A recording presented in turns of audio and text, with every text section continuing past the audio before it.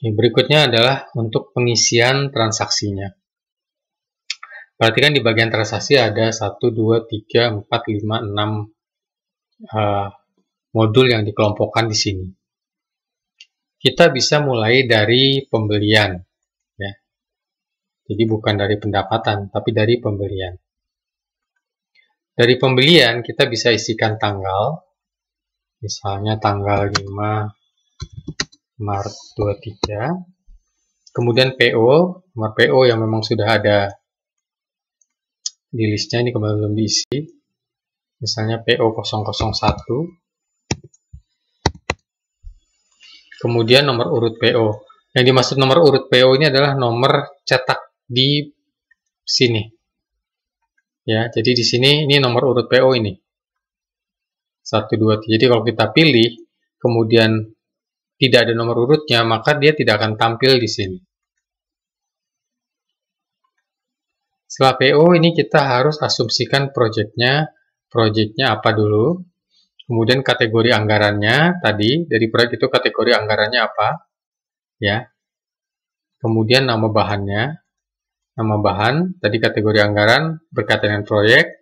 Nama bahan itu berkaitan dengan nama material yang kita isikan di daftar kategori biaya proyek di sini. Kemudian unit otomatis mengikuti, urean itu isian untuk dicetak kalau memang, dan keterangan ya. Kemudian jumlahnya berapa unit, harga per unitnya, total akan menghitung otomatis. Kemudian perhatikan di sini rekening. Jadi di sini hanya ada 1, 2, 3, 4, 5. 5 tadi kategori nama bank, plus utang usaha kalau dia tidak dibayar secara tunai. Kemudian di sini ada kategori laporan keuangan. Kategori laporan keuangan ini untuk menentukan posisinya di laporan neraca, ya. Dan posisinya apakah transaksi itu masuk ke dalam anggaran proyek atau memang berada di luar proyek. Kemudian supplier ini, ya nama suppliernya, tanggal jatuh tempo itu untuk dicetak di PO. Kalau memang tidak ada instruksi cetak atau ya itu tanggal jatuh tempo tidak perlu diisi. Kemudian ada nilai penggunaan. Penggunaan ini untuk yang sifatnya tidak, jadi gini, ada pembelian yang berkaitan dengan proyek, ada yang berkaitan dia membeli tapi untuk stok, tapi digunakan untuk beberapa proyek. Itu bisa nanti penggunaannya diisikan di sini agar bisa masuk di rekap HPP proyek tersebut. Ya. Ini saya menjelaskan ini, tapi untuk pengisiannya saya akan menggunakan file yang sudah ada contohnya agar lebih mudah.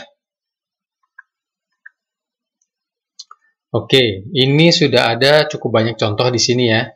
Jadi di sini saya menggunakan contoh yang paling atas. Itu adalah contoh dari proyek nomor 1 untuk renovasi gedung di sini. Ya, di sini angkanya sudah ada, nilai proyek, proyeksi. Kemudian di sini bisa diisi contoh pembayaran untuk proyek renovasi, pembayarnya tunai dengan PPN bagian dari anggaran. Jadi pengisiannya seperti ini, PPN adalah bagian dari anggaran. Maksudnya bagian dari anggaran di sini adalah PPN ini tidak dihitung sebagai utang pajak, tapi langsung masuk sebagai persediaan. Kalau masuk dia sebagai persediaan, maka secara perhitungan pendapatan dia akan masuk. Ya. Jadi perhitungan pendapatan akan masuk. Sebagai contoh di sini harga unit total dianggap 2,2 di sini. Ya. Atau mungkin ini ada pengurugan, ya. Ini totalnya karena ini masuk ke pengurugan masuk 1,2. Jadi kalau kita lihat di angka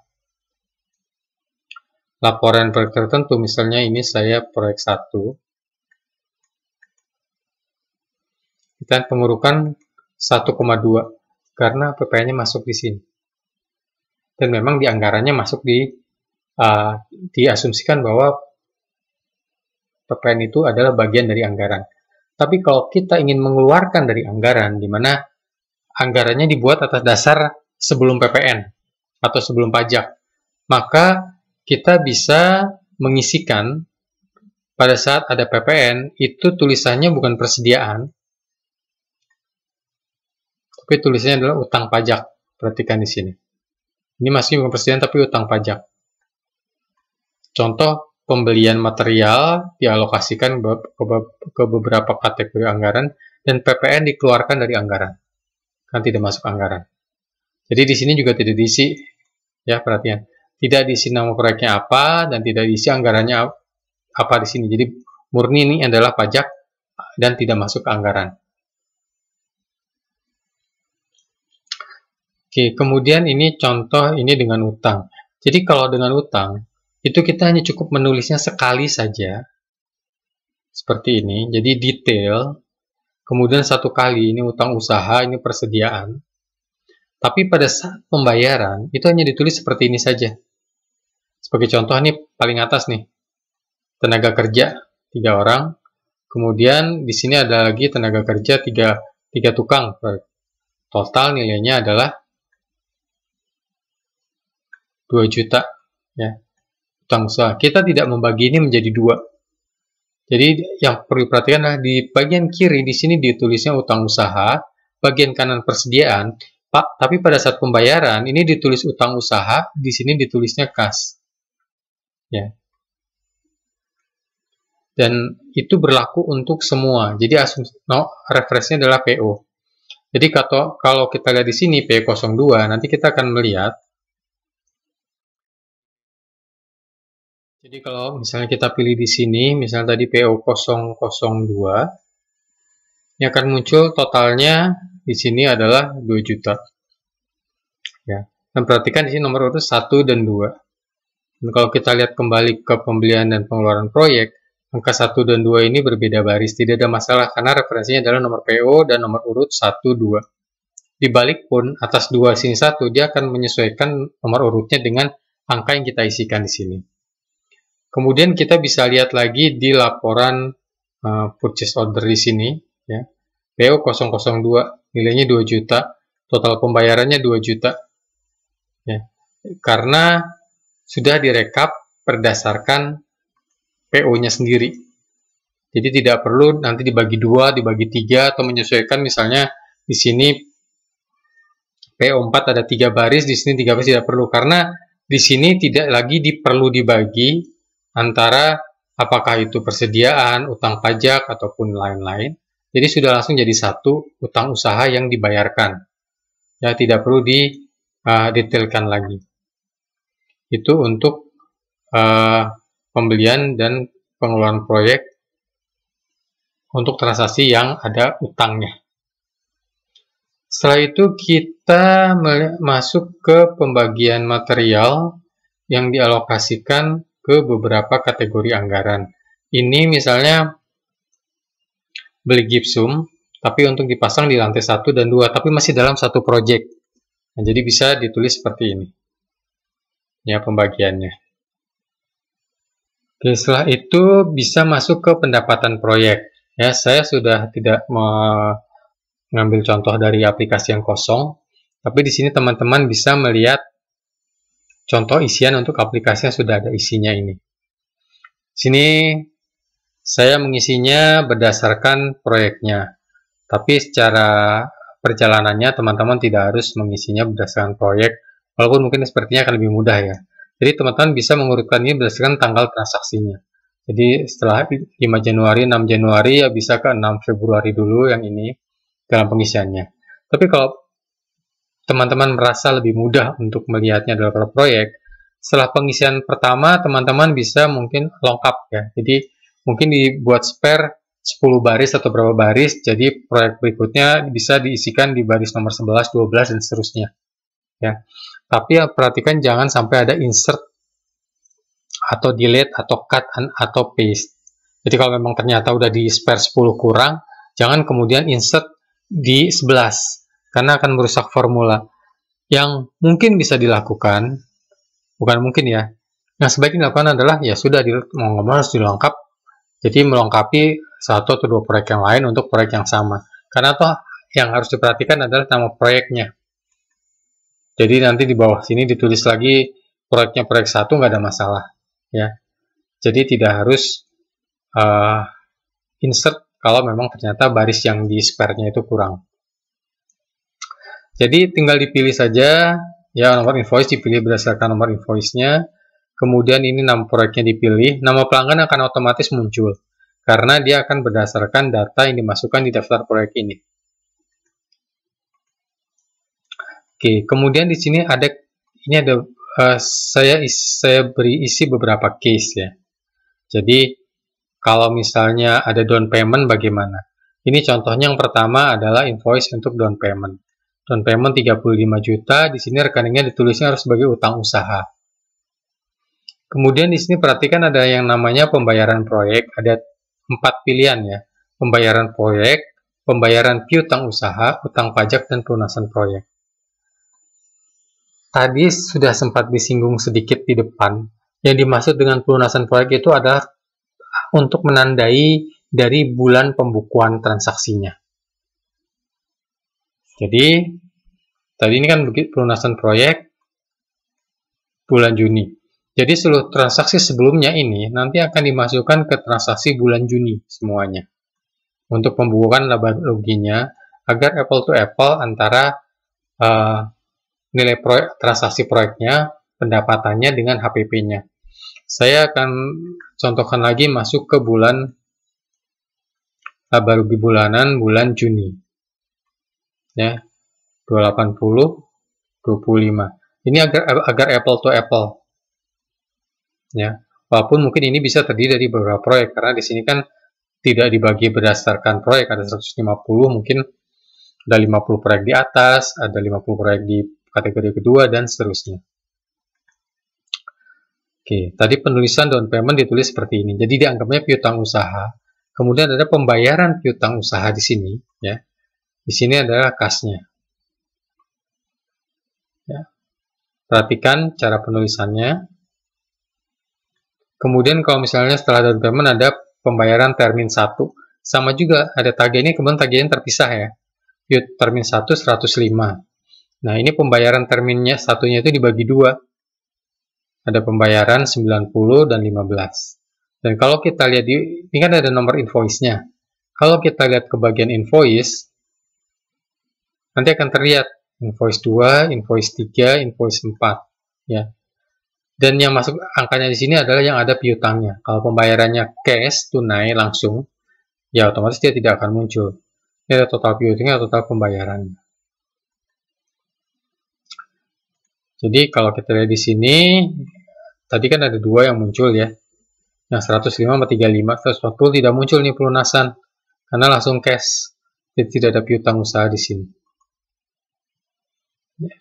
Begitu kita isi ini pelunasan, maka otomatis bulan pembukuan itu akan muncul secara otomatis di daftar proyek ini, bulan pembukuannya, dan akan masuk ke laba rugi di bulan tersebut.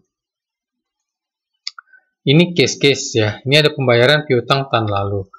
Kita hanya, kalau kita mencatat nomor invoice-nya, kita bisa pilih nomor invoice tahun lalunya di sini, ya. Kemudian proyeknya kalau ada, kalau tidak ada ya kosongkan. Setelah itu ya kita masukkan saja ini 10 juta pembayaran piutang usaha tahun lalu. Pada prinsipnya angka ini itu hanya akan muncul untuk mengurangi nilai saldo awal yang sudah diisikan tadi.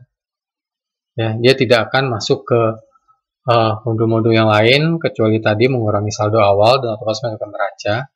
Dan kalau memang masuk proyek tertentu yang masih berjalan, ya dia akan masuk proyek tertentu yang masih berjalan, ya. Kalau sudah tidak hanya menunggu pembayaran, tidak perlu ditulis proyeknya. Setelah itu ini penerimaan pelunasan, ini kurang lebih sama dengan di atas, pendapatan proyek juga sama. Ini juga sama, jadi perhatikan, ya. Kalau pajak itu masuk dalam proyek, maka di sini tulisannya adalah adalah pembayaran proyek atau pelunasan proyek. Tapi kalau kita ingin pisahkan karena tidak masuk dalam anggaran, Di sini tulisnya utang pajak dan ini jangan diisi. Ya. Jadi nama proyeknya tidak isi kalau nilai pajaknya tidak ingin dimasukkan ke dalam proyeknya.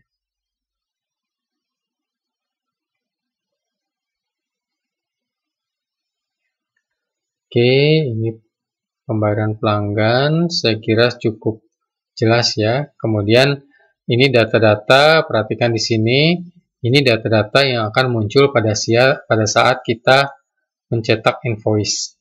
Ya, kita bisa memilih tampilannya sedikit berbeda dengan PO ya.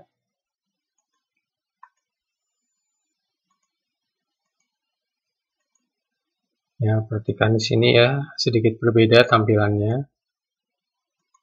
Dan perhatikan tetap walaupun demikian ini ada urutannya sesuai dengan nomor urut dari pendapatan proyek ini 1, 2, 3, 4, 5, 6 dan seterusnya. Oke, itu untuk pendapatan proyek. Selanjutnya kita akan masuk ke penerimaan dan pengeluaran. Di penerimaan pengeluaran ini juga sudah diisikan sangat banyak contoh. Sangat banyak contoh isian transaksi yang teman-teman bisa jadikan referensi dalam pengisian transaksi di teman-teman. Sebagai contoh di sini, ini tanggal uraian, ini pengeluaran, penerimaan, rekening, dan kategori laporan keuangan. Ini di bagian atas ada contoh untuk pengisian gaji, pengisian THR, pengisian tunjangan. Ini hanya mengisi dari rekeningnya dan kategori laporan keuangannya. Ya, ini juga sama, ini kebetulan sudah dikelompokkan berdasarkan kategorinya untuk mempermudah teman-teman memahami cara pengisian modul penerimaan dan pengeluaran. Tapi dalam realisasinya ya tinggal diurutkan saja sesuai waktunya.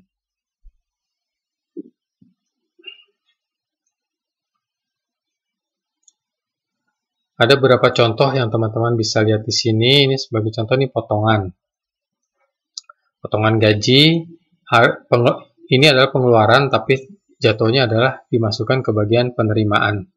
Jadi dipotong, jadi kalau ingin diperlihatkan ada nilai potongannya. Kalau tidak ingin diperlihatkan, ya langsung saja dipotong dari tunjangannya. Tadi dipotong langsung, nilainya juga bisa. Kemudian di pengeluaran bensin, kasbon operasional. Untuk kasbon operasional, perhatikan bahwa secara pengisian, sebagai contoh ini bensin. Jadi ini di sini bisa dipilih kasbon 500.000 diberikan ke karyawan. Nah, pada saat settlement itu dibuat seperti ini, rekonsiliasi kasbon bensin kembali. Jadi ada sisa 50.000, kembali 50.000 diisi di bagian penerimaan, di sini kasbon operasional. Tapi penggunaannya diisikan kembali di pengeluaran beban transportasi. Demikian juga kalau kasbon perjalanan dinas.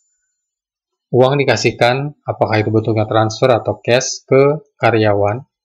Kemudian pada saat settlement dibuat seperti ini. Ternyata ada lebih sekitar 2,5 juta. Ini ditulis seperti ini, kasbon operasional. Kemudian penggunaannya ditulis seperti ini. Ya, di sini ditulis beban perjalanan dinas. Itu adalah cara pengisian kasbon. Kemudian kalau kasbon karyawan, yaitu di sini mudah, sebenarnya hanya pengeluaran sekian kembali sekian. Berikutnya ini pembayaran tagihan. Oke, contoh berikutnya adalah angsuran, penerimaan pinjaman bank KTA. Ya, di sini bisa dilihat. Ini misalnya terima pinjaman 3 tahun, bunga sekian, nilainya sekian. Nah, pada saat pembayaran, ini harus dibagi dua. Dibagi dua dalam artian, mana yang kategorinya bunga, mana yang kategorinya utang bank. Ya. Demikian juga kalau penerimaan dari pihak ketiga. Sebagai contoh ini misalnya kita pinjam ke owner. Nah, kemudian ini penerimaannya, ini bayar, ini kebetulan ini terbalik ya, ini 5 April, ini 5 Oktober. Jadi sebenarnya ini pinjam dulu, baru kemudian bayar. Kemudian ini kalau store pajak seperti ini. Kemudian ini bayar pajak UMKM, ya, dan ini beban selanjutnya. Oke, kemudian di sini ada yang berkaitan mungkin dengan kartu kredit. Isian di sini adalah isian yang tujuannya adalah untuk mempermudah dalam pencatatan transaksi ya. Jadi kalau realnya kan, kalau misalnya kartu kredit itu harus tahu nilai bunganya berapa, kemudian pembagiannya dibagi, bayar bunga berapa, bayar pokok berapa. Jadi di sini dibuat lebih mudah dengan memperhatikan tagihan yang muncul di kartu kreditnya. Sebagai contoh di sini misalnya pembayaran biaya rapat di hotel menggunakan kartu kredit. Nilainya adalah 5,5. Kemudian dipakai lagi untuk entertainment nilainya 1 juta. Untuk makan dipakai lagi 750 juta. Kemudian kita mau bayar, tagihan muncul di April contohnya. Ini 15 Maret tagihan muncul di April. Kita bayarkan misalnya hanya nilai minimumnya saja. Perhatikan kalau kartu kredit tagihan itu muncul, otomatis kan akan muncul nilai bunga atau total nilai di atas nilai pemakaian. Cuma kan kalau kita bayarnya minimum, otomatis bunga akan muncul terus kan. Jadi yang perlu kita perhatikan adalah setiap ada tagihan muncul, sesuaikan dengan April dengan tagihan. Jadi misalnya totalnya tagihan 5,5 nih. Ya. Tagihannya muncul 5,7. 5,7 muncul. Berarti ada sisi berapa? 200.000. 200.000-nya dimasukkan di sini. Kemudian kita bayar 690. Ya. Demikian juga berikutnya dihitung. Tagihan berikutnya muncul berapa nih? Misalnya di bulan Mei. Sudah ada pemakaian lagi, tadi kan April, kemudian muncul tagihan lagi. Sesuaikan lagi dengan nilai, selalu disesuaikan antara nilai yang digunakan, dikurangi yang sudah dibayar, ditambah bunga. Itulah penyesuaiannya. Ya. Tujuannya adalah agar utang usaha ini balance. Jadi kalau memang kita bayar full, maka utang usaha itu di bagian neraca nanti akan terlihat lunas. Ya, jadi di bagian utang usaha kartu kredit, ya, ini akan terlihat lunas. Kalau tidak ditambahkan penyesuaian, otomatis nilainya akan menjadi negatif. Ya, karena dianggap membayarnya lebih, tidak ada penyesuaian terhadap tagihannya. Ya, itu mudahnya itu. Kalau teman-teman ingin melakukan hal yang sama seperti bunga bank, ya teman-teman harus menghitung bunganya berapa, pokoknya berapa harus dibagi. Gitu. Cuma kan hitungannya berbeda-beda, karena kan berbeda dengan misalnya kita terima pinjaman dari bank sekian, pokok yang dibayarkan itu sama, dan kita tidak menambahkan ada utang baru di situ. Sedangkan kartu kredit kan dipakai, dibayar minimum, dibayar sekian, jadi sangat fleksibel, dan ini adalah cara pengisian yang saya rasa paling mudah. Ya. Kemudian berikutnya sewa ruko. Sewa ruko di sini ada contoh bayar kontraknya, pajak sewanya, kemudian bayar PPN-nya. Ya. Semuanya karena misalnya 2 tahun, ini maksudnya ada pengeluaran dibayar di muka. Otomatis pada saat kita memilih account ini, itu akan muncul angkanya di pembayaran di muka di sini. Dan di sini kita harus isikan. Ya, ini beban sewa rukonya, maka kita harus isikan per bulannya. Mulai bulan berapa dan nilainya berapa. Ya. Nanti akan muncul di sini adalah penggunaannya. Ya. Nanti setelah itu sisanya saldonya bisa kita tulis dan dimasukkan ke pembukuan tahun berikutnya. So, kantor ini sama.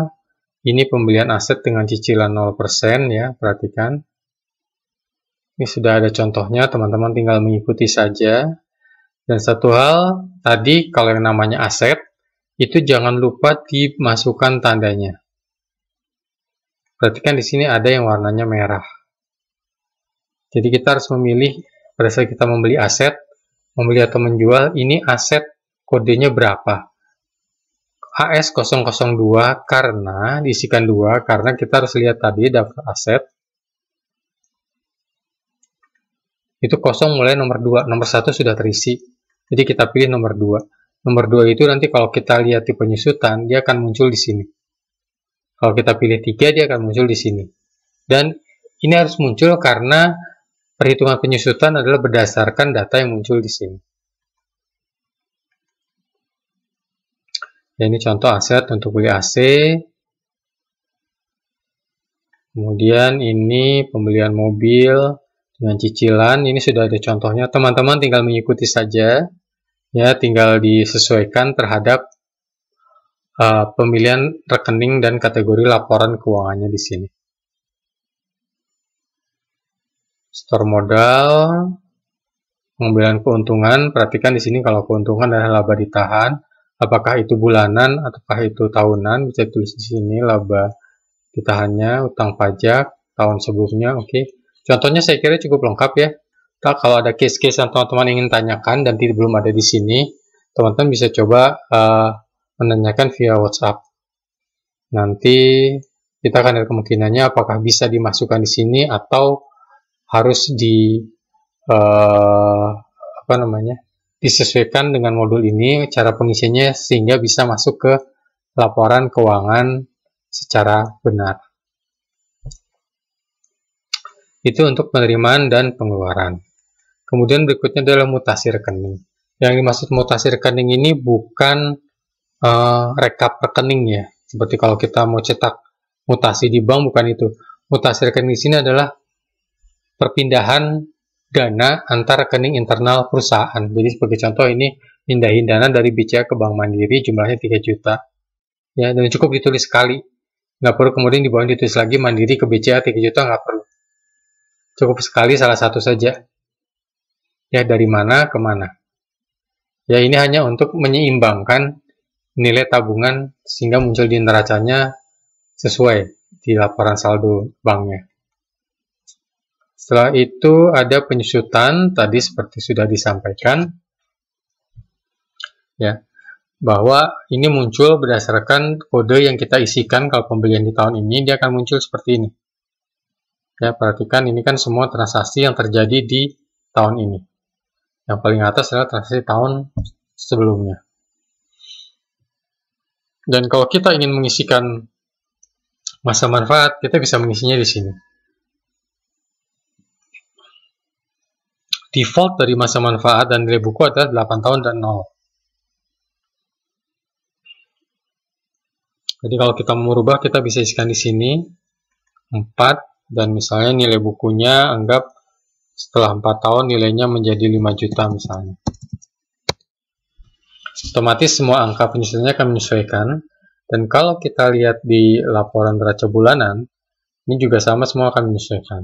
Tapi perhatikan ya, perhatikan pada saat mengisi ini, penyusutan, ya perhatikan di sini, kalau misalnya teman-teman mau mencoba mengedit masa manfaat dan nilai buku untuk aset yang dibeli di tahun sebelumnya, misalnya sebagai contoh ini, 4 tahun kemudian nilainya 300.000. Kalau teman-teman masuk ke nilai neraca, ini yang jadi munculnya tidak seimbang. Kenapa tidak seimbang? Karena teman-teman itu sudah memasukkan nilai di akun keuangan ini sesuai dengan nilai transaksi sebelumnya. Jadi daftar aset yang awal sebelum diisikan penyesuaian masa manfaat dan nilainya. Jadi teman-teman sebenarnya pada saat mengisikan aset tetap di sini, ya kalau memang mau dirubah masanya dari 8 tahun menjadi berapa tahun, kemudian nilai bukunya, itu bisa masuk ke penyusutan dulu, kemudian diisikan nilainya, baru kemudian di-copy nilai yang muncul di sini. Kalau ternyata di sini sudah muncul, nah teman-teman tadi kan mengisinya belakangan nih, ini harus di-copy ulang di sini, ya. Kemudian ini dipindah lagi ke daftar akun keuangan. Nah, di sini diupdate nih. Ya. Sehingga nanti akan muncul nilai kekurangannya berapa? 37.250. Nah, ini harus disesuaikan. Misal ya, ini saya ngasih contoh aja. Oke. Jadi nilainya sini sudah seimbang. Kemudian kalau kita masuk lagi neraca bulanan, ini sudah seimbang lagi. Ya. Jadi itu kalau tadi di penyusutan ada penyesuaian terhadap nilai ini. Oke, itu untuk penyusutan. Setelah itu masuk ke sisa pembelian dan pengeluaran. Tadi udah dibahas bahwa di sini ini angkanya muncul semua, datanya muncul secara otomatis. Termasuk juga di sini ada sisa non proyek ya. Jadi untuk tadi pembelian material yang tidak dianggarkan untuk satu proyek tertentu. Tapi di sini ada sisa proyek yang misalnya digunakan untuk proyek, tapi kemudian sih ada sisanya nih. Ini bisa dituliskan secara manual di sini. Nanti ini bisa digunakan untuk proyek lain misalnya, tapi itu cost-nya adalah 0 karena anggapnya sudah ditanggung oleh proyek sebelumnya. Jadi bisa digunakan, jadi bisa diisikan tadi dengan nilai sama 0. Jadi cara pengisinya sama dengan kalau kita misalnya ke pembelian dan pengeluaran proyek, tadi sama dengan yang penerimaan modem jumlahnya sekian, tapi nilainya ininya 0. Ya, seperti ini. Anggap sisa proyek, jadi anggapnya nanti akan ada bagian dari keuntungan karena tadi sudah ditanggung oleh proyek sebelumnya. Oke, itu untuk pengisian bagian transaksi, termasuk juga tanda terima tadi sudah sempat dibahas. Mungkin kwitansi yang tadi sebelum sempat dibahas ini sama, hanya mengisi, nanti datanya akan muncul secara otomatis di sini.